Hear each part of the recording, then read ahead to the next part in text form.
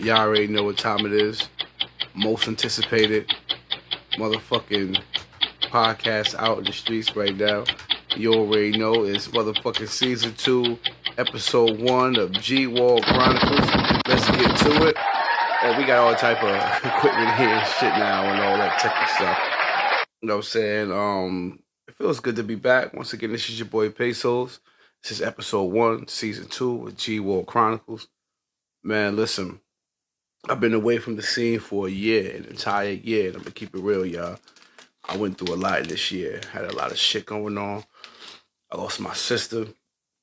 I lost my mans, you know what I'm saying? And it was just a lot going on that kept me from getting on here and embracing y'all with, you know, what I wanted to originally, gear this podcast towards. And I want to apologize to my followers, to my subscribers, to my listeners who was, rocking with the wave, and y'all been on my ass. Y'all been on my ass to get back to it. And I'm back to it. I bought some equipment. Like I said, I got some techie stuff in here now. I got some stuff. We got some equipment in here now, and I'm just proud to be back at it and be back to it. Now, but keep it 100 with y'all. I had to go back to the last episode that I put out and give it a listen and give it again, because I told you I was going right back where I started off. And this is not scripted, yo. Like, only thing might be scripted. I have a few questions for the people who I interview. And my next episode, season 2, I'll be interviewing Irvington's own, Irvington's finest, my man Hugs, party promoter, good guy, popular guy out here in the streets of Irvington, streets of North. I got some questions for him. He did some time, and we're gonna start there, and we want to keep the ball rolling. I got a nice lineup. I got some females I want to interview. A few of the fellas. I got some shit up my sleeve. This episode, I've been really this season rather. I've been really gearing up, man. Just trying to get everything situated to give y'all the best quality and everything possible. The first season, I wasn't impressed with the quality. I was going off phones, and I didn't really feel like I feel like I gave y'all the shit and the fact that it kicked off, and I want to go back and I want to come back in. I want to give y'all some more. You know what I'm saying? So where I left off at, I had to go back. The episode was called I Can't Believe It. That's episode 8 of season 1. That's the weed y'all here. And I had to really I've been told on every case I caught, right? State and fed. Right? I never did no state time. I beat my state time, but it was a nigga. My first experience with a nigga ratting on me. You know what I'm saying? Besides, little playground shit. I had caught a situation. I had caught a beef. I had caught a tip murder charge. Some real serious shit. Some real heavy charge. Me and 3 of my co-defendants, and it was we was all in the same room. Me and my co-Ds and shit. And it was hella niggas coming in and out the room, and niggas just kicking it with us and shit, knowing what just happened. It was a big case and shit. Was all in the Star Ledger. And pardon me, I'm rolling the blunt. And I got to get in story mode. And this one dude from Jersey City, I don't know if it's public information, a nigga named Anwar Paul. I think he'd be on like the White Ocean or some shit like that. Last I checked. But yeah, a nigga named Anwar Paul, ugly Haitian nigga, some shit like that. But he was cool. He was fly. You know what I'm saying? He was alright. So I thought.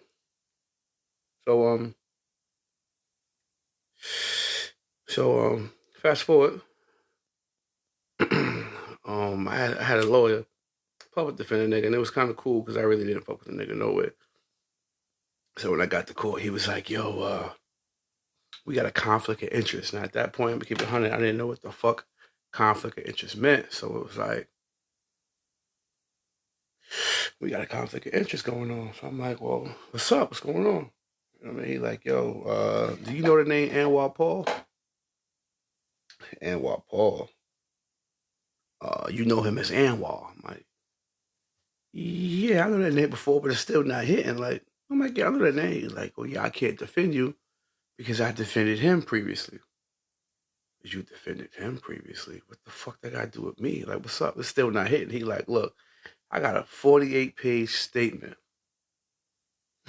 If y'all can see my fucking eyes right now. 48-page statement about you. So I'm like, you got a 48-page statement from him about me? Like, yeah, he came in your room supposedly, and y'all told him how y'all did what y'all did. What?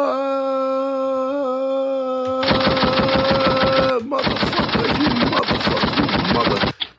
Man, listen. So, it was kind of a good thing because I got a good ass lawyer after that.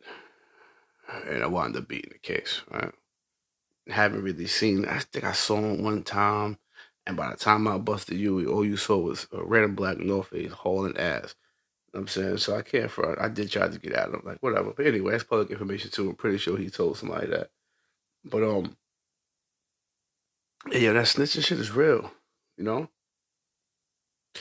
And you gotta be a fucked up individual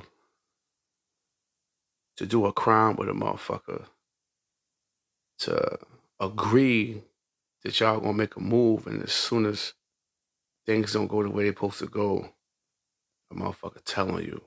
I'm saying, if you got caught, if I get caught, and it's just me, it's just me, and it's just you, it's just you. You got niggas getting caught up for scamming credit card frauds, and they telling on drug dealers. Like, I'm saying, like, even with what's going on in the industry right now within the past year, since the last time I did an episode, think about how many rappers got locked up, how many public figures that we know got locked up and told on. You know what I'm saying? And listen, the best advice I give niggas, yo, some real shit. Now, when you get indicted, that means they already talked to the CI, confidential informant. They already talked to who they need to talk to. Two or more, hearsay from two or more can get you a federal indictment. I don't really know too much about the state. I ain't do no state time. I did fed time. So two or more, hearsay from two or more people. If John say that nigga sell crack, and Larry say that nigga sell crack, the feds say that nigga sell crack. You know what I'm saying? So that's how that shit work. So once you get indicted by the feds, they already talk to and prep whoever it is that they're already gonna have to line your ass up. Now you get two types of paperwork, right? You get your preliminary paperwork and you get your trial paperwork. Okay?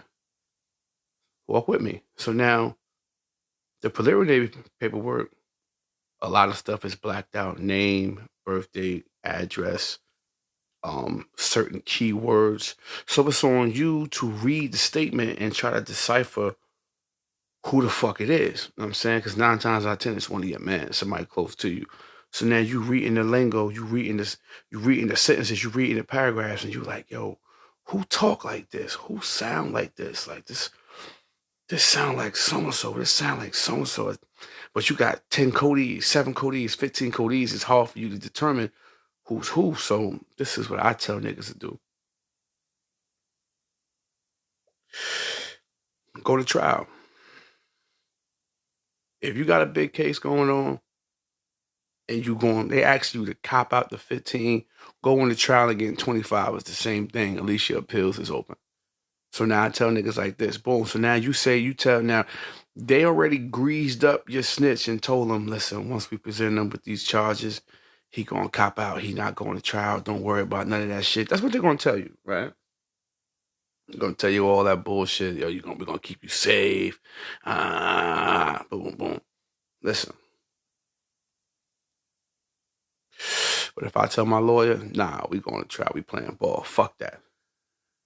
Once he tell the prosecution that we going to trial, now they got to unseal that paperwork. They got to take the black cover off the paperwork, the name, the date of birth, the address. They can't keep no evidence from you now. Now all evidence is unsealed.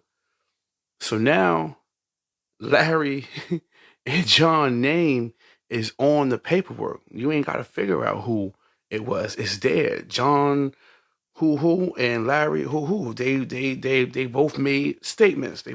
So these are your two codees who were going to go at you. So now the cat is out the bag. You know who it is. 9 times out of 10, y'all in different cells. Y'all in different tiers. He in A unit, you in D unit. If he in B unit, you in C unit. They really won't keep y'all together, and that's another thing that you can look out for too.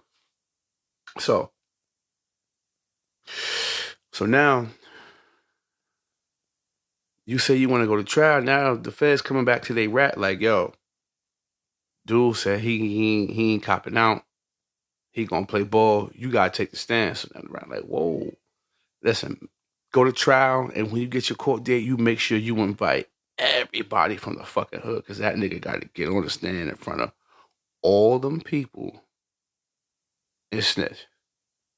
He got to go against everything that they told him they was gonna protect him from. Now it's like, yo, Joe, y'all told me that he was gonna. Listen. So now, if you know what you know, you like, man, I ain't doing that shit. Hell no. Hell no, I am not getting involved in that shit. I changed my mind. Y'all tripping. You know what I'm saying? And you could trick the system like that. You could trick the trial like that. I mean, some niggas don't give a fuck. Some niggas will still go on your motherfucking ass. And then it's like, all right, but at least you can find some loopholes in the story, use his criminal history against him, and get an appeal 5-10 years down the line. But shit, fuck that. Put some pressure on that motherfucker. Go to trial, yo. I say go to trial. You know what I'm saying? I mean, it's just crazy that every case I caught, I dealt with somebody who was around me snitching on me. You know what I'm saying? My Fed case, it was a little bit more different because of the relationship between me and the nigga who told on me. You know what I'm saying? Two niggas that told on me. You know what I mean? And that's stories that I spoke about previous. You know what I'm saying? But yeah, snitching is real, man. It's real and it's fucked up. And I think niggas need to I think it need to be like all right, if you're gonna snitch, you're not getting none of that. Like the fuck. And then they're gonna put you in the jail around the niggas who you told on, and you gonna get handled that way. So it don't make no sense to do that. You know what I'm saying? Makes no sense to do that because nigga, your time will be ticking, and when you get home, that's what it's gonna be. But look though, I'm gonna wrap up this episode. This is just a quick little teaser to get y'all back in the groove. I'm gonna drop another episode this week. Like I said, I'm interviewing my man Hugs. I'm gonna tag him. His Instagram is _ at Hugs. Yeah, everybody know who Hugs is. You know what I'm saying? So hit him on the gram. Like I said, follow him. Come and support some of his movements, some of his parties he got going on. And we're gonna get into it. We're gonna get into how he came home, to how he got on the ground running, promoting parties. The nigga done bought out Cardi B. The nigga done shut some of the biggest clubs, biggest strip clubs down. You know what I'm saying? And we want to get into, what he went through while he was away. You know what I'm saying? Who rolled with him. You know what I'm saying? And then how he was able to maintain his focus and come home and do that shit. You know what I'm saying? So look forward for that interview coming soon. And let me know if y'all want me to do that audio, how I'm doing this right here, or y'all want to see that video. We can go live and we could do it on YouTube, or we could do it from the page. And I mean, just subscribe, fuck with it. You know what I'm saying? You fuck with me, man. I support the shit. You know what I'm saying? I'm doing some G-Wall Chronicle t-shirts. You know what I'm saying? I said GWC. You know what I'm saying? G-Wall Chronicles. You know what I mean? We here. You know what I'm saying? We here. I appreciate everybody for listening. You know what I'm saying? Fuck with me if you fuck with me. Holla.